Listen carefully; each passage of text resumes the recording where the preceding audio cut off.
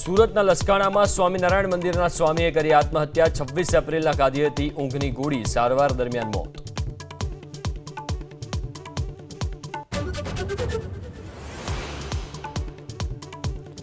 કડીના બુડાસણ ગામે ઝડપાઈ નકલી દારૂ બનાવતી ફેક્ટરી, વિવિધ બ્રાન્ડના લેબલ લગાવીને દારૂ બનાવતા હોવાનો ખુલાસો।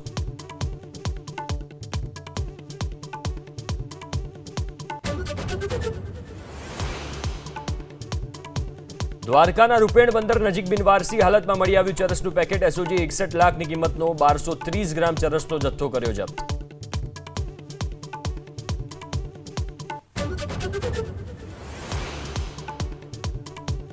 હિંમતનગરના ગાંભોઈ નજીક ભંગારના ગોડાઉનમાં લાગી આગ। ફાયર વિભાગે આગ પર કાબુ મેળવવાના શરૂ કર્યા પ્રયાસ। શોર્ટ સર્કિટથી આગ લાગ્યાનું અનુમાન।